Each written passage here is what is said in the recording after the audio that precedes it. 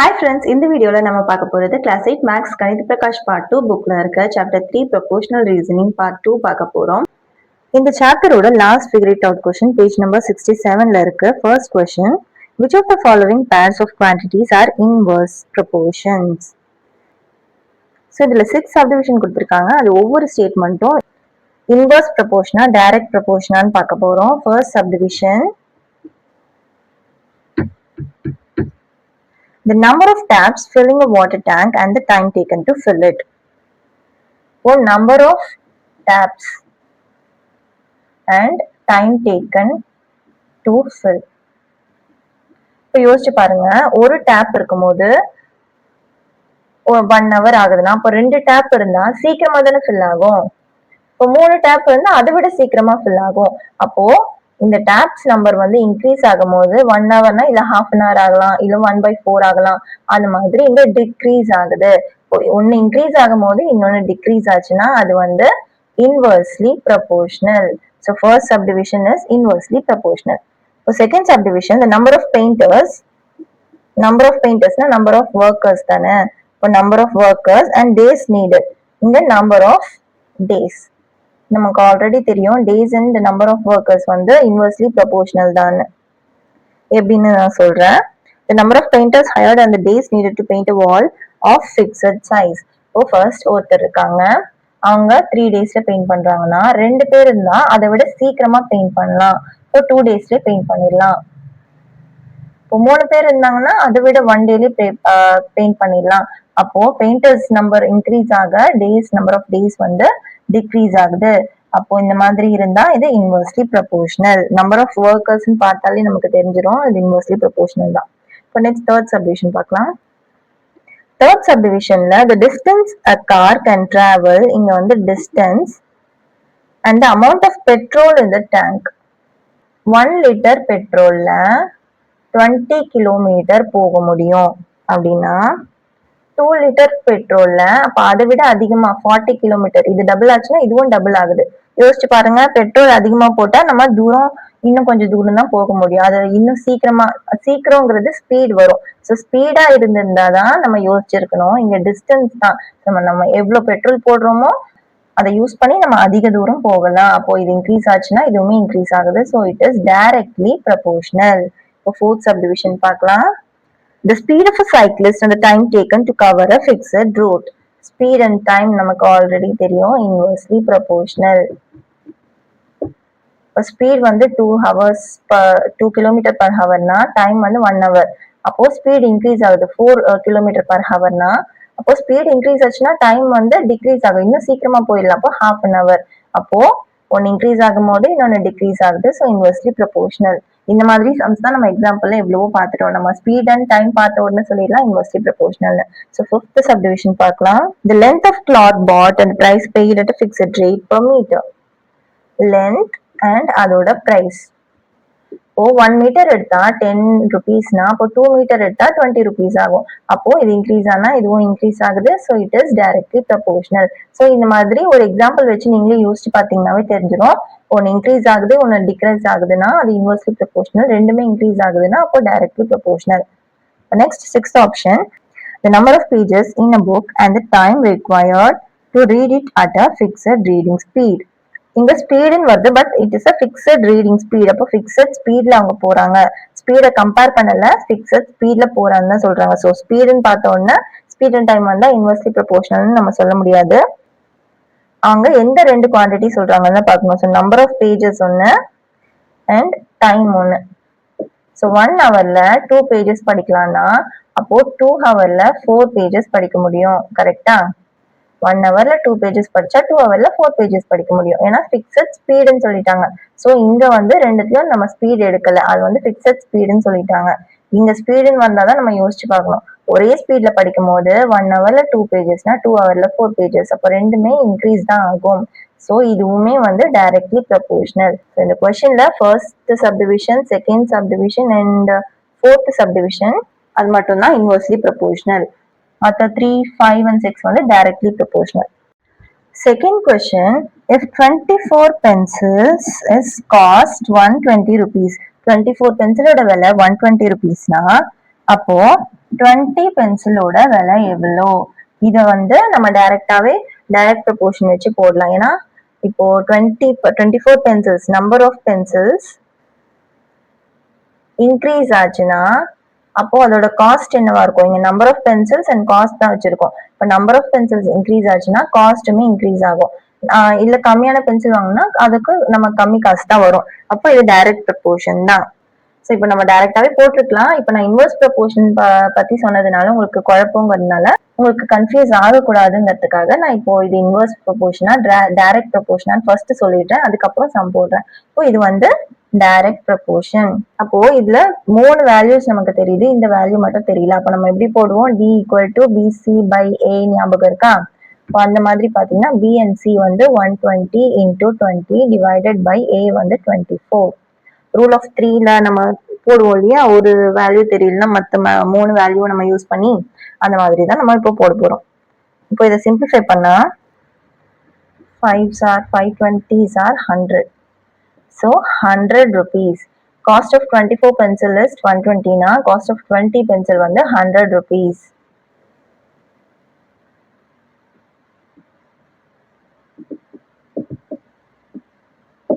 அவ்வளவுதான் answer.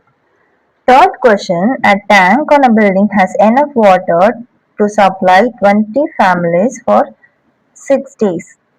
20 families 6 டேஸ்க்கு use பண்ற மாதிரி ஒரு டேங்க்ல enough வாட்டர் இருக்கு. இப்போ if 10 more families move in there, இன்னும் 10 families வராங்க, இப்போ 30 ஆகுது அந்த ஃபேமிலி. அப்போ எத்தனை days? how long will the water last? அப்போ எத்தனை டேஸ்க்கு இந்த வாட்டர் லாஸ்ட் ஆகும்? இது இன்வெர்ஸ் ப்ரொபோர்ஷனா டைரக்ட் ப்ரொபோர்ஷனா? இப்போ நம்பர் ஆஃப் ஃபேமிலிஸ் வந்து இன்க்ரீஸ் ஆனா வாட்டர் தேவை வந்து அதிகமாகும், நிறைய யூஸ் பண்ணுவாங்க.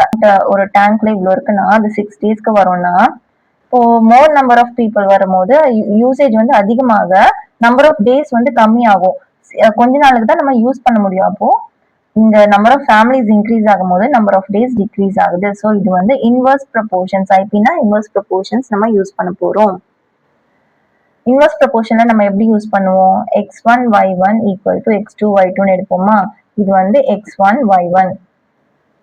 x வந்து நம்பர் ஆஃப் ஃபேமிலிஸ் நம்ம எடுக்கிறோம். அப்போ 20 ஃபேமிலிஸ், அதுக்கு 6 டேஸ் வரும். அப்போ x2ங்கிறது 30 ஃபேமிலிஸ், அது எத்தனை டேஸ்க்கு வரும் தெரியாது, y2. இப்போ y2 = 20 × 6. இந்த 30 வந்து டினாமினேட்டர்ல போயிடும். இப்போ கேன்சல் ஆச்சுன்னா 2 2s are 4. இப்போ y2 = 4 டேஸ்க்கு தான் வரும். அவ்வளவுதான் ஆன்சர். இப்போ கொஸ்டின் முடிஞ்சுதா? What assumptions do you need to make to work this problem? என்னென்னலாம் அசம்ப்ஷன்ஸ் நம்ம மேக் பண்ணணும்னு கேட்குறாங்க. இப்போ இதை சால்வ் பண்றதுக்கு முன்னாடி நம்ம என்ன அசம்ப்ஷன்ஸ் இருக்கும்னா, ஒரு ஃபேமிலிக்கு water usage per family per day is constant. ஏன்னா ஒரு நாள் வந்து நிறையவும் ஒரு நாள் வந்து கம்மியாவும் மேக் பண்ணலாம். அப்போ வந்து நம்ம இந்த இத்தனை டேஸ்க்கு தான் வரும்னு சொல்ல முடியாது.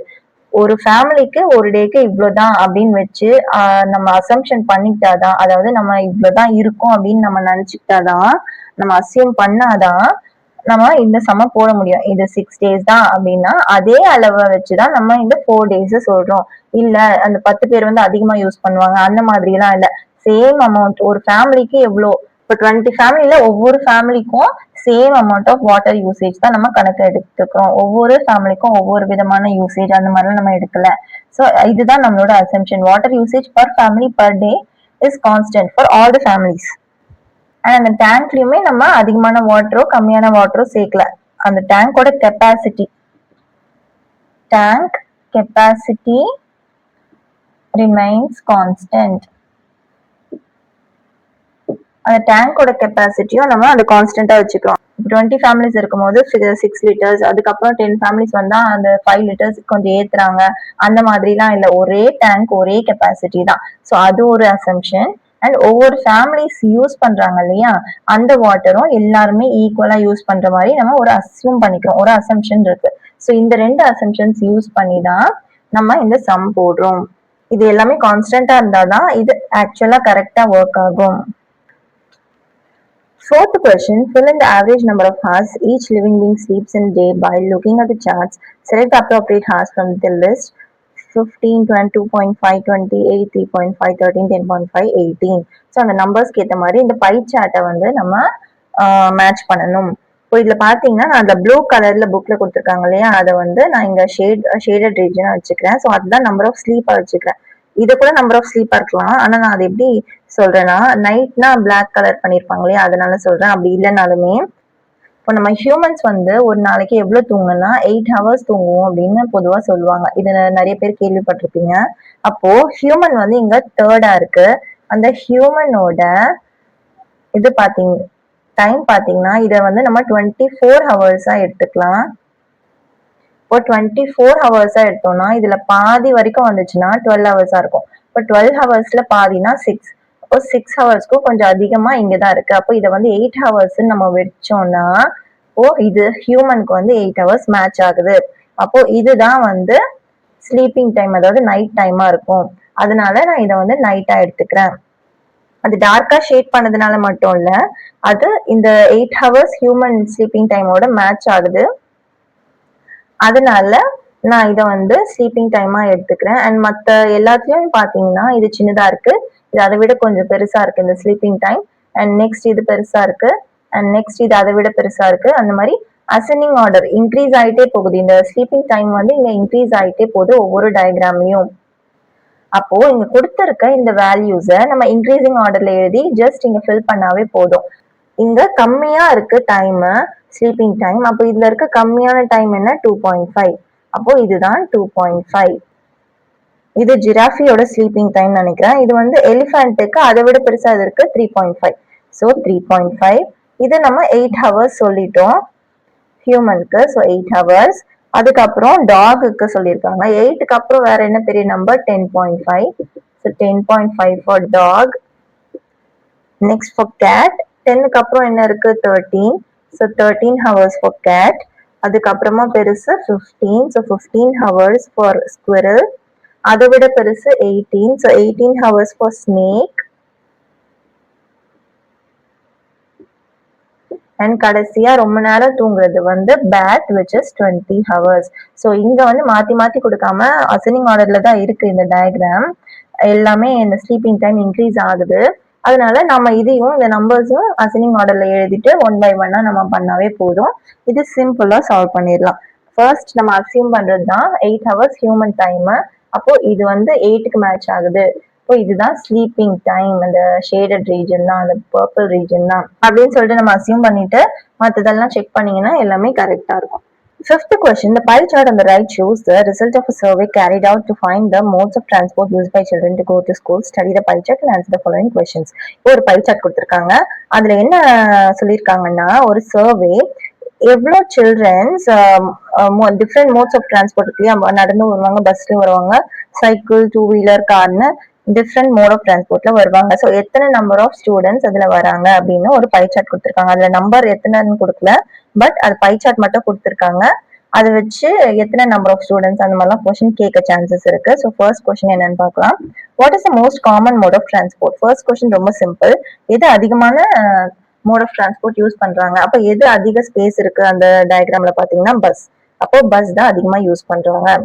Second option, what fraction of children travel by car? இப்போ fraction of children travel by car எப்படி கண்டுபிடிப்போம்? Number of children travel by car divided by total number of children எவ்வளவோ அது பண்ணா நமக்கு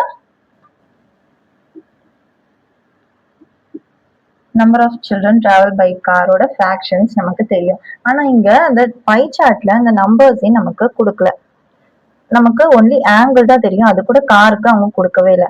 அப்போ ஃபர்ஸ்ட் அந்த ஆங்கிளை நம்ம கண்டுபிடிக்கணும். ஆங்கிள் நம்ம எப்படி கண்டுபிடிப்போம்? Whole angle 360 degree. அதுல கார்து மட்டும் தான் கொடுக்கலாம், பட் மற்றதெல்லாம் கொடுத்துட்டாங்க. இப்போ மற்ற எல்லா ஆங்கிள்ஸையும் நம்ம ஆட் பண்ணி இந்த 360 டிகிரில இருந்து நம்ம மைனஸ் பண்ணணும். 90 plus 120 plus 60 plus 60 இது எல்லாத்தையும் ஆட் பண்ணீங்கன்னா 330 டிகிரி வரும். அப்போ 360 minus 330 வந்து 30 டிகிரி.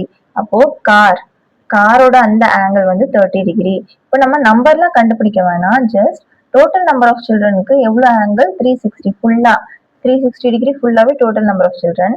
அதுல number of children travel by car எவ்வளோ 30 டிகிரி மட்டும்தான் மார்க் பண்ணிருக்காங்க காருக்கு.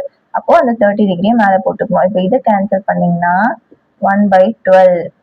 So 1/12 children uses car. Total number of childrenல 1/12 number of children வந்து காரை யூஸ் பண்றாங்க. இப்போ third question பாருங்க. If 18 children travel by car, how many children took part in the survey? How many children use taxis to travel to school? ரெண்டு question இருக்கு. இதுல 18 children வந்து travel by carன்னு இதோட நம்பர் கொடுத்துட்டாங்க. 1/12 children uses car இல்லையா, அந்த 1/12 of children தான் இந்த 18. புரிஞ்சுதா? ஹோல் நம்பர் ஆஃப் சில்ட்ரன்ல 1/12 சில்ட்ரன்ஸ் வந்து கார் யூஸ் பண்றாங்க. இங்க 18 சில்ட்ரன் யூஸ் பை கார்னு சொல்றாங்க. ஸோ இங்க ஃபிராக்ஷன்ல கொடுத்துருக்காங்க, இங்க நம்பராகவே கொடுத்துருக்காங்க. அதுக்கப்புறம் how many children took part இந்த சர்வேன்னு கேட்குறாங்க. How many children took part இந்த சர்வேனா இந்த மொத்த சர்வேல எவ்வளோ சில்ட்ரன் டுக் பார்ட் பண்ணியிருக்காங்கன்னா மொத்த டோட்டல் சில்ட்ரன்ஸ் அவங்க கேட்குறாங்க. ஸோ இது டைரக்டா கேட்காம how many children took part in the survey அப்படின்னு இன்டைரக்டா கேட்குறாங்க. ஸோ அதை நீங்க கன்ஃபியூஸ் ஆயிருக்க கூடாது. இந்த சர்வேல யாரெல்லாம் டுக் பார்ட் பண்ணியிருப்பாங்கன்னா இந்த பை சார்ட்ல இருக்க அந்த ஹோல் நம்பர் ஆஃப் சில்ட்ரன்ஸ் தான் அவங்க கேட்குறாங்க, டோட்டல் சில்ட்ரன். ஸோ இதுல இருந்து நம்ம டோட்டல் சில்ட்ரன் எப்படி கண்டுபிடிப்போம்? 1/12 ஆஃப் த டோட்டல் சில்ட்ரன் நமக்கு எவ்வளோன்னு தெரியாது. ஸோ டோட்டல் சில்ட்ரன்ல 1/12 பீப்புள் தான் கார் யூஸ் பண்றாங்க. அந்த நம்பரும் இங்க நமக்கு கிவன்ல 18 கொடுத்துட்டாங்க. So 1/12 of the total children is 18 who uses the car. இதுல இருந்து நம்ம டோட்டல் ஈஸியா கண்டுபிடிக்கலாமா? டோட்டல் ஈக்குவல் டு 18, 12 வந்து நியூமரேட்டர்ல போகும் இன்டூ 12. இப்போ 12 into 18 216. So total number of children வந்து எவ்வளோ அவங்க கொஸ்டின்ல படி பார்த்தீங்கன்னா சில்ட்ரன் டுக் பார்ட் இந்த சர்வே எவ்வளோனா 216 சில்ட்ரன்ஸ் டுக் பார்ட் இந்த சர்வே. இப்போ அதுலேயே ரெண்டாவது கொஸ்டின் என்ன, how many children uses taxis to travel to school. இந்த பை சார்ட் பார்த்தீங்கன்னா டாக்ஸிஸ்ங்கிற ஒரு ஆப்ஷனே இல்லை, கார் தான் இருக்கு. ஆனால் காரை நம்ம டாக்ஸிஸ்ன்னு சொல்ல முடியாது. So number of children uses taxis to travel to school வந்து 0ன்னு தான் நம்ம சொல்லணும். ஸோ அது அந்த கொஸ்டினுக்கான ஆன்சர் வந்து 0 தான். பிகாஸ் பை சார்ட்ல டாக்ஸிங்கிற ஆப்ஷனே கிடையாது. ஃபோர்த் சப்டிவிஷன் பார்க்கலாம். By which two mode of transport are equal number of children travelling. Equal number of children பார்த்த உடனே தெரியுது, ரெண்டுத்துக்கு வந்து 60 டிகிரின்னு மார்க் பண்ணியிருக்காங்க. எதுக்கு? சைக்கிள்க்கும் டூ வீலருக்கும். அப்போ அவங்க எத்தனை நம்பர் ஆஃப் சில்ட்ரன் எதுவுமே கேட்கல, ஜஸ்ட் எந்த modes of transport equal number of children travelling தான் கேட்குறாங்க. ஸோ ரெண்டு ஆங்கிள் எங்க ஈக்குவல் இருக்கு, cycle and two wheeler. So cycle and two-wheeler are the two modes of transport that are equal number of children traveling. அவ்வளவுதான் answer. Sixth question, 3 workers can paint a fence in 4 days if one more worker joins. இங்க one more worker join பண்றாங்க. அப்போ முதல்ல 3 workers இருந்தா இங்க 4 workers ஆயிட்டாங்க. அப்போ how many days, இங்க வந்து question mark, how many days will it take them to finish the work. இப்போ நம்பர் ஆஃப் ஒர்க்கர்ஸ் இன்க்ரீஸ் ஆனா என்ன ஆகும், நம்ம சீக்கிரமா ஒர்க் முடிக்கலாம். இங்க நம்பர் ஆஃப் டேஸ் தான் போட்டிருக்கு. இப்போ நம்பர் ஆஃப் டேஸ் வந்து டிக்ரீஸ் ஆகும். ஸோ இது வந்து இன்வெர்ஸ்லி ப்ரொபோர்ஷனல். எப்படி நம்ம கண்டுபிடிப்போம், x1 y1 equal to x2 y2. எக்ஸுங்கிறது இந்த நம்பர் ஆஃப் ஒர்க்கர்ஸ் வச்சோம்னா x1 வந்து 3. இது ரெண்டும் நம்ம பண்ண வேண்டிய assumptions. Seventh question, it takes 6 hours to fill 2 tanks. 6 hours ஆகுது. இது வந்து டைம், இங்க வந்து நம்பர் ஆஃப் டேங்க்ஸ். 6 hours ஆகுது 2 tank ஃபில் பண்றதுக்கு of the same size with the pump. How long will it take to fill 5 such tanks with the same pump? So 5 such tanks, அப்போ tanks வந்து 5 ஆகுது, increase ஆகுது. அப்போ time வந்து எவ்வளவு ஆகும், 2 டேங்க் இருக்கும் போது 6 மணி நேரம் ஆகுதுன்னா அப்போ நிறைய டேங்க் இருக்கு, இங்க சேம் சைஸ் தான் சொல்லிட்டாங்க. அப்போ அதிக டேங்க் இருக்கு. அப்போ எவ்வளவு நேரம் ஆகும், இன்னும் அதிகமா தானே ஆகும். யோசிச்சு பாருங்க, டேங்க் அதிகமாச்சுன்னா டைமும் அது ஃபில் பண்றதுக்கு அதிகமா தான் ஆகும். அப்போ ரெண்டுமே இன்க்ரீஸ் ஆகுதுன்னா அது டைரக்ட் ப்ரப்போர்ஷன். இப்போ இந்த டைரக்ட் ப்ரப்போர்ஷனை எப்படி நம்ம ரேஷியோஸ்ல எழுதுறது, இப்போ டைரக்ட் ப்ரொபோர்ஷன்னா என்ன பண்ணணும்? இது வந்து இன்வெர்ஸ் ப்ரொபோர்ஷனுக்கு பார்த்தோமா, டைரக்ட் ப்ரொபோர்ஷனுக்கு x by y equal to k அப்படின்னு வரும். அதாவது எக்ஸ்ங்கிறது இங்க நம்ம டைம் எடுத்துட்டு ஒய்யை வந்து நம்பர் ஆஃப் டேங்க்ஸ் எடுத்தோம்னா 6/2 என்ன ஆன்சர் வருது? 3 வருதா? அதே மாதிரி x1 y1 இது x1 y1 அப்போ x2 y2 நமக்கு 3 வரணும் which is a constant k. so x2ங்கிறது நமக்கு தெரியாது, y2ங்கிறது 5, ஆன்சர் நமக்கு 3 வரணும். அப்போ x2 என்னவா இருக்கும்? x2 equal to 5 இங்க போச்சுன்னா 3 into 5 which is 15. so x2 வந்து 15. so 15 hours ஆகும். so time taken to fill 5 tanks is 15 hours. இது inverse proportionக்கான condition மாதிரி, இது வந்து direct proportionக்கான condition x by y equal to k. இல்லைனாலுமே நம்ம direct proportion எப்படி போடலாம்? 2 tanks வந்து fill பண்றதுக்கு 6 ஹவர்ஸ்னா 5 tanks fill பண்றதுக்கு எவ்வளோ ஹவர்ஸ், அதை நம்ம எக்ஸ்ன்னு எடுத்துப்போம். அப்போ x equal to bc 6 into 5 divided by a வந்து 2. இது வந்து d, இது வந்து bc by a நம்ம கண்டுபிடிப்போம் இல்லையா, அந்த மாதிரி கண்டுபிடிச்சா 5 3s are 15. ஸோ இது வந்து ப்ரப்போர்ஷன்ஸ்ல நம்ம எப்பவுமே பண்ணுவோம் இல்லையா, அந்த மாதிரி a is to b proportional to c is to d. அப்போ b equal to bc by a இந்த மெத்தட்ல பண்ணது. இல்லைன்னா இன்வெர்ஸ் ப்ரொபோர்ஷனுக்கு இருக்க மாதிரி டைரக்ட் ப்ரொபோர்ஷனுக்கு x by y equal to கேன்னு இருக்கு. ஸோ அதுல நம்ம டைரக்டா x1 y1 கண்டுபிடிச்சு நெக்ஸ்ட் x2 y2 இந்த வேல்யூக்கு ஈக்குவேட் பண்ணி x2 என்னன்னு கண்டுபிடிக்கலாம். ஸோ ரெண்டு மெத்தடுமே உங்களுக்கு புரிஞ்சுதா? இது வந்து நம்ம எப்பவுமே பண்ற மெத்தட். இது வந்து இன்வெர்ஸ் ப்ரொபோர்ஷன்ல பண்ற மாதிரியே நான் இது டைரக்ட் ப்ரொபோர்ஷனுக்கு பண்ணி காட்டினேன். இதுவுமே ஈஸி தான். Eighth question, a given set of chairs are arranged in 25 rows with 12 chairs in each row. இப்போ 25 rows இருக்கு. இந்த மாதிரி இதுதான் ஒரு ரோனா, இப்போ 25 rows இருக்கு. அதுல ஒரு ரோல 12 chairs இருக்கு. இப்போ இந்த ஒரு ரோல மட்டும் 12 chairs இருக்கு. If the chairs are rearranged with 20 chairs, அப்போ இதுலயே வந்து 20 chairs போட்டாங்கன்னா என்ன ஆகும்? அப்போ இங்க இருக்கிறதுலாம் கொஞ்சம் கம்மி ஆகுமா? அப்ப நம்பர் ஆஃப் ரோஸ் வந்து கம்மியாகும். யோசிச்சு பாருங்க, இந்த மாதிரி 12 சேர்ஸ் இருக்கு ஃபுல்லா. இப்போ இங்க ஒரு ரோலயே 20 சேர்ஸ் போட்டாங்கன்னா அப்ப இங்க இருக்கிறது தானே எடுத்து இங்க போடுவாங்க. அப்போ இங்க நம்பர் ஆஃப் ரோஸ் கேன்சல் ஆகும் இல்லையா, இப்போ இங்க கம்மி ஆகுது. ஸோ நம்பர் ஆஃப் ரோஸ் கம்மி ஆகுது அண்ட் இந்த நம்பர் ஆஃப் சேர்ஸ் வந்து ஒரு ரோல அதிகமாகுது. ஒன்னு டிக்ரீஸ் ஆகி ஒன்னு இன்க்ரீஸ் ஆச்சுன்னா அது இன்வெர்ஸ்லி ப்ரொபோர்ஷனல். இப்போ நம்பர் ஆஃப் ரோஸ் என்ன சொன்னாங்க? 25 and number of chairs வந்து 12 and next number of chairs 20 வச்சா இப்போ எத்தனை நம்பர் ஆஃப் ரோஸ் வரும், இதை தான் நம்ம கண்டுபிடிக்கணும். இப்போ இது வந்து நம்பர் ஆஃப் ரோஸ், இது number of chairs in one row.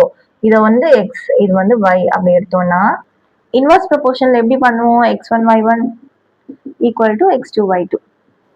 x1ங்கிறது 25, y1ங்கிறது 12 equal to, அதாவது ரெண்டு விதமான ரோஸ்னா ரெண்டு இருக்கா, அதுல ரோஸை வந்து எக்ஸ்னும் சேர்ஸை வந்து ஒய்னும் நம்ம எடுத்துக்கிறோம். இது வந்து x1, இது வந்து y1 அண்ட் x2 வந்து நமக்கு தெரியாது, y2 வந்து 20. அப்போ x2 கண்டுபிடிக்கணும்னா என்ன பண்ணணும்? 25 into 12, இந்த 20 வந்து இங்க கீழே டினாமினேட்டர்ல வந்துடும். இப்போ இதை கேன்சல் பண்ணீங்கன்னா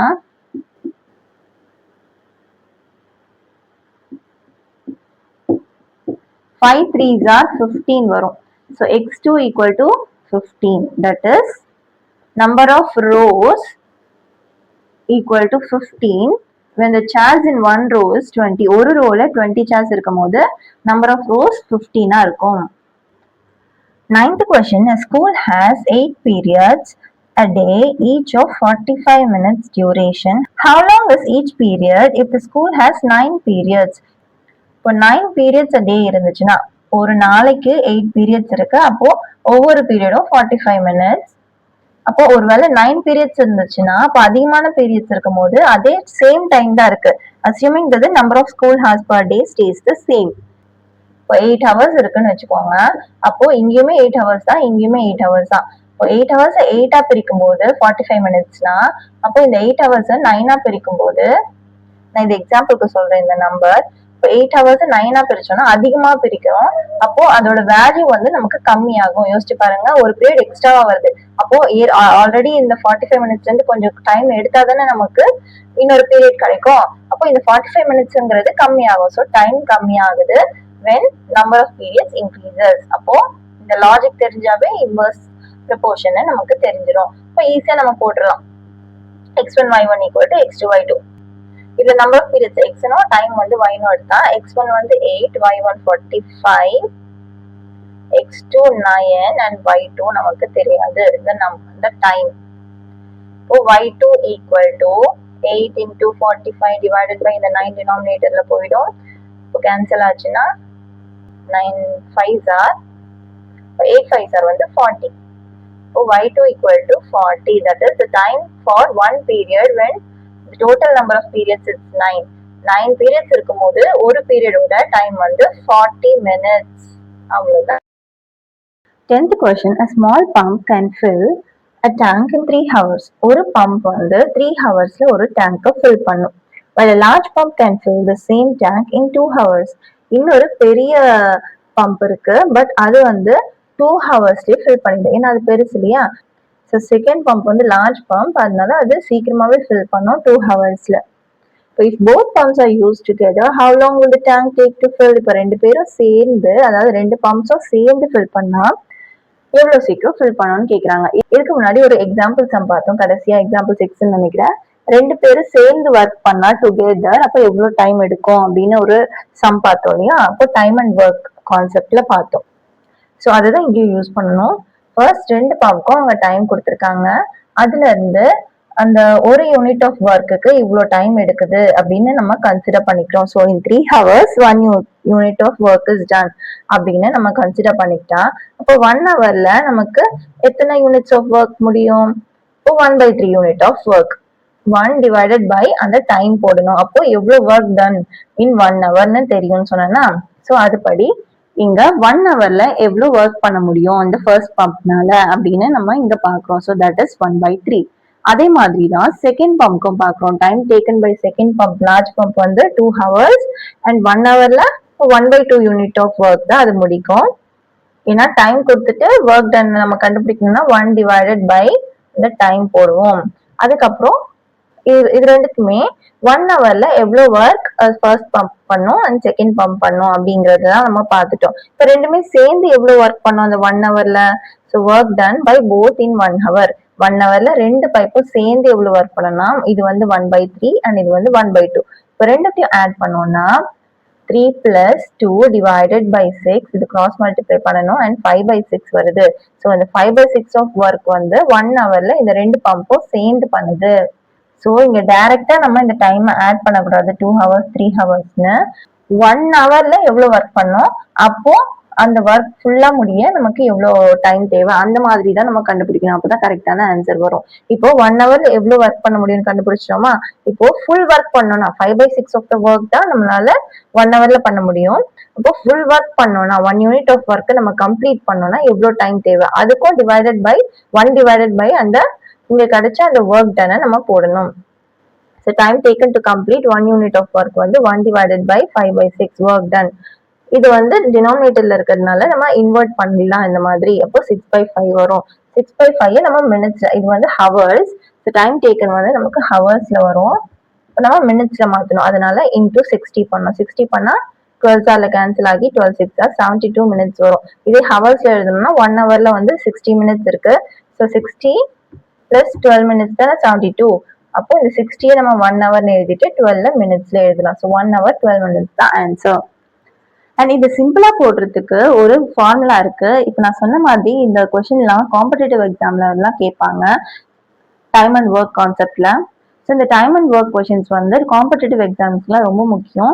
அதுக்கு ஃபார்முலாஸ்ல நிறைய இருக்கு. ஸோ இந்த புக்ல கொடுக்கலனாலும் நான் சொல்றேன், இது இந்த மாதிரி கொஸ்டின் வந்து, அதாவது ரெண்டு A and B work together. இங்க வந்து ரெண்டு பம்ப் ரெண்டுமே சேர்ந்து ஒர்க் பண்ணா, அதாவது ரெண்டுமே சேர்ந்து எவ்வளவு நேரத்துல நிறையும் அப்படின்னு கேக்குறாங்க. அது இல்லாம அந்த எக்ஸாம்பிள் சம்ல பாத்தீங்கன்னா A ஒர்க் அண்ட் B ஒர்க்னு தனித்தனியா கொடுத்துருப்பாங்க. Timing 1 hour 1.5 hourன்னு. இப்போ ரெண்டு பேரும் சேர்ந்து ஒர்க் பண்ணா எவ்வளவு ஆகும் அந்த மாதிரி கேட்டிருப்பாங்க. அந்த மாதிரி ஒர்க்கிங் டுகெதர் அந்த மாதிரி ஒரு கொஸ்டின் வந்துச்சுன்னா இந்த ஃபார்முலா தான் நம்ம யூஸ் பண்ணணும். If A takes x days and B takes y daysனா அத டைம் சொல்றாங்க x days y daysனு.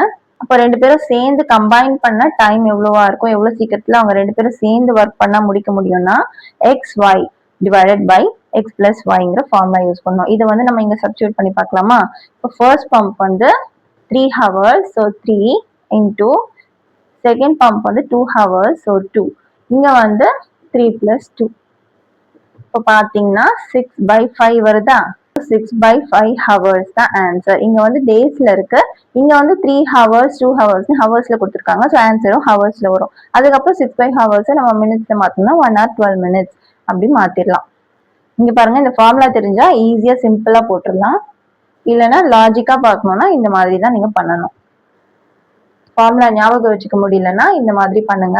இல்லைன்னா ஈஸியா ஃபார்முலா ஞாபகம் வச்சுக்கிட்டா ஈஸியா பண்ணிடலாம். அண்ட் இந்த ஃபார்முலா உங்களோட ஹையர் ஸ்டடீஸ்ல யூஸ்ஃபுல்லாகவும் இருக்கும். ஸோ தெரிஞ்சு வச்சுக்கோங்க. 11th question. A factory requests 42 machines to produce given number of toys in 63 days.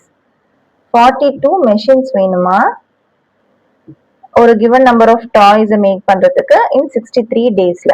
அப்போ how many machines are required to produce the same number of toys? அதே number of toys தான் make பண்ண போறாங்க. ஆனா 54 daysலயே make பண்ணணும். அப்போ எவ்வளவு machines வேணும், இது வந்து கேள்வி. இப்போ இதுல வந்து டைரக்ட் ப்ரொபோர்ஷனா இன்வெர்ஸ் ப்ரொபோர்ஷனான்னு ஃபர்ஸ்ட் பார்க்கலாமா? இப்போ நம்பர் ஆஃப் மெஷின்ஸ் வந்து 42 இருக்கு, அதை 63 டேஸ்ல முடிக்க முடியும்.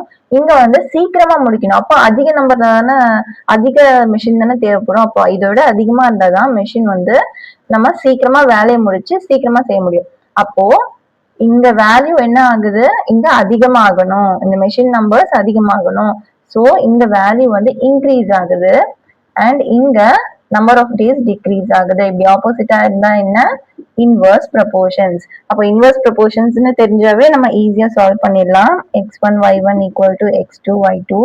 இது x1 y1. So 42 into 63 equal to x2 தெரியாது, y2 வந்து 54. அப்ப x2 கண்டுபிடிக்கணும்னா 42 into 63 divided by 54. 9 tablesல 7s are, இதுவும் 9 tablesல 6 are. அப்புறம் 6 tablesல 7s are, 7 7s are 49. So x2 ஓட வேல்யூ 49. அதாவது 49 மெஷின்ஸ் இருந்தா 54 டேஸ்ல முடிச்சிடலாம். 12th question. A car takes 2 hours to reach a destination. 2 hours ஆகுது ஒரு டெஸ்டினேஷனை ரீச் பண்றதுக்கு.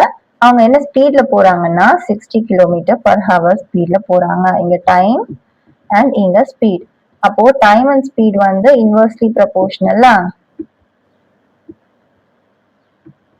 ஓ, இன்வெர்ஸ் ப்ரொபோர்ஷன்னாவே நமக்கு ரொம்ப easy. x1 y1 equal to x2 y2. அவ்வளவுதான். இப்போ நெக்ஸ்ட் என்ன கொஸ்டின் கேட்கறாங்க, how long will the car take it travels at the speed of 80 km? இப்போ 80 km ஸ்பீட்ல போனா இங்க எத்தனை ஹவர்ஸ்ல நம்ம போய் சேரலாம்? ஃபாஸ்டா போனா சீக்கிரமா போயிடுவோம். அப்போ சீக்கிரமான அந்த டைம் என்னன்னு கண்டுபிடிக்கணும். இன்வெர்ஸ் ப்ரொபோர்ஷன்ஸ் தான் யூஸ் பண்ண போறோம். டைரக்ட் ப்ரொபோர்ஷனை விட இன்வெர்ஸ் ப்ரொபோர்ஷன் ஈஸியா இருக்க மாதிரி இருக்குல்ல? உங்களுக்கு எது ஈஸியா இருக்கு, இன்வெர்ஸ் ப்ரொபோர்ஷனா இல்ல டைரக்ட் ப்ரொபோர்ஷனானு கமெண்ட்ல சொல்லுங்க. இப்போ x1 y1, x1 வந்து 2, y1 வந்து 60 equal to x2 இங்க தெரியாது, y2 வந்து 80 km/h, so 80. So x2 equal to 60 into 2 divided by 80. இந்த x2 இங்க வச்சுக்கிட்டு இதை இந்த சைடு கொண்டு வரும். அப்போ 80 இங்க வந்துருச்சா? இப்போ கேன்சல் பண்ணீங்கன்னா 3/2. 3/2ங்கிறது 1.5. இங்க நமக்கு என்ன வரணும், ஹவர்ஸ். ஸோ டைம் தான் நம்ம இங்க x2 கண்டுபிடிக்கிறோம். So 1.5 hours. இப்போ இந்த சாப்டரோட சம்மரி பார்த்துடலாம். இந்த சாப்டர்ல நம்ம என்னென்ன படிச்சோம்? A:B:C:D. இது வந்து ரேஷியோஸ். இதே ப்ரொபோர்ஷனல்னா இந்த மாதிரி போடுவோம். PQRS இந்த மாதிரி இன்னொரு ரேஷியோஸோட அது ப்ரொபோர்ஷனலா இருந்தா இதை ப்ரொபோர்ஷனல் சிம்பிள். இதுக்கு முன்னாடி 2 டேர்ம் தான் பார்த்திருக்கோம். இப்போ 4 டேர்ம் இல்ல அதுக்கும் மேல கூட நம்ம போடலாம் அப்படின்னு பார்த்தோம். அண்ட் ஒவ்வொரு ரேஷியோஸ்க்கான குவான்டிட்டி எவ்வளோ, இப்போ டோட்டல் வந்து ஒரு எக்ஸ்ன்னு இருந்துச்சுன்னா அப்போ அதுல இருந்து இந்த ரேஷியோல நம்ம பிரிச்சா ஒவ்வொரு ரேஷியோக்கும் எவ்வளவு குவான்டிட்டி வரும்னு எப்படி கண்டுபிடிப்போம்? அந்த டோட்டல் இன்டூ இப்போ ஃபர்ஸ்ட் டேர்ம்க்கு கண்டுபிடிக்கணும்னா a டிவைடட் பை இந்த எல்லா டேர்ம்ஸும் நம்ம ஆட் பண்ணுவோம். a plus B plus C plus அந்த மாதிரி எத்தனை டேர்ம்ஸ் இருக்கோ அது எல்லாமே ஆட் பண்ணுவோம். ஸோ இது வந்து ஃபர்ஸ்ட் டேர்ம்க்கு. இது செகண்ட் டேர்ம்க்கு வேணும்னா x into B divided by a plus B plus அதே சம். ஸோ டோட்டல் அண்ட் இங்க ரேஷியோட சம். அண்ட் இங்க நம்ம எந்த ரேஷியோக்கான குவான்டிட்டி கண்டுபிடிக்கிறோமோ அது வந்து நியூமரேட்டர்ல வரும். ஸோ இதுதான் அதுக்கான ஃபார்முலா. இதுவுமே நம்ம 2 டேர்ம்ஸ்க்கு ப்ரொபோஷனல் ரீசனிங் 1ல பார்த்துட்டோம். இங்க வந்து நிறைய டேர்ம்ஸ் இருந்தா எப்படி பண்றதுன்னு பார்த்தோம். And direct proportional and inverse proportion பத்தி பார்த்தோம். இங்க டைரக்ட் ப்ரொபோஷனா நம்ம நார்மலா பண்ண ப்ரொபோஷன், இங்க இன்வர்ஸ் ப்ரொபோஷன் பத்தி பார்த்தோம். இப்போ டைரக்ட் ப்ரொபோஷன்னா x by y equal to கேன்னு வரும். அப்போ x1 y1 equal to x2 y2 equal to அது மாதிரி x3 y3 போட்டு ஈக்குவல் டு கேன்னு போடலாம். அந்த ஃபார்மேட் வந்து டைரக்ட் ப்ரொபோஷனுக்கு. இதே இன்வர்ஸ் ப்ரொபோஷனுக்கு எக்ஸ் ஒய் ஈக்குவல் டு கேன்னு இருக்கும். இப்போ ஒரு டேபிள் கொடுத்துருந்தாங்கன்னா எக்ஸ் அண்ட் ஒய் வேல்யூ வந்து மல்டிப்ளை பண்ணா எல்லாத்துலயும் வந்து ஒரு கான்ஸ்டன்ட் வேல்யூ தான் வரும். ஸோ அதுதான் X Y equal to K. இதை வந்து x1 y1 equal to x2 y2 அந்த மாதிரி எக்ஸ் வேல்யூஸ் டிஃப்ரெண்டா இருந்தா நம்ம இந்த மாதிரி யூஸ் பண்ணி போடலாம். where k is constant in both. And direct proportions, inverse proportions ரெண்டுக்குமே சேம் ஃபேக்டரால சேஞ்ச் ஆகும் ரேஷியோஸ். ஆனா இன்வர்ஸ் ப்ரொபோர்ஷன்ல என்ன டிஃபரன்ஸ்னா இங்க n டேர்மால சேஞ்ச் ஆச்சுன்னா அங்க வந்து 1/n டேர்ம்ஸால சேஞ்ச் ஆகும். அதாவது நம்ம டேபிள்ல பார்த்தோம் இல்லையா, இங்க 5 10 இங்க 10 20 இருந்துச்சுன்னா இப்போ 5 and 10 வந்து 2 ஆல சேஞ்ச் ஆகுது. அப்போ இங்க வந்து அதே மாதிரி 2 ஆல சேஞ்ச் ஆகும். இதுக்கு பேரு தான் டைரக்ட் ப்ரொபோர்ஷன். ஆனா இதே இன்வர்ஸ் ப்ரொபோர்ஷன்ல எப்படி நடக்கும், இங்க 2 ஆல சேஞ்ச் ஆகுதுன்னா இங்க 1/2 ஆல சேஞ்ச் ஆகும். சோ இங்க டபுள் ஆகுது, 5 2s are 10. இப்போ டபுள் ஆகுதுன்னா இங்க 1/2, அதாவது 10/2 வந்து 5. சோ இங்க 1/2. இங்க ஃபேக்டர்ஸ் வந்து ரெண்டுமே சேம் தான். ஆனா இங்க என்னன்னா இங்க 1/n சேஞ்ச் ஆகும். இங்க வந்து ரெண்டுமே இன்டூ 2னா இங்கேயும் இன்டூ 2 தான். அந்த மாதிரி தான் சேஞ்ச் ஆகும். இன்வர்ஸ்ல வந்து n-னா 1/nங்கிற மாதிரி சேஞ்ச் ஆகும் அப்படின்னு பார்த்தோம். அதுக்கப்புறம் டைம் அண்ட் ஒர்க் கான்செப்ட் பார்த்தோம். டைம் அண்ட் ஒர்க்ல என்ன மாதிரி கொஸ்டின் பார்த்தோம், ஏ ஒரு டைம்குள்ள ஒரு ஒர்க் முடிக்கிறாங்க அண்ட் பியும் ஒரு டைம்ல முடிக்கிறாங்க.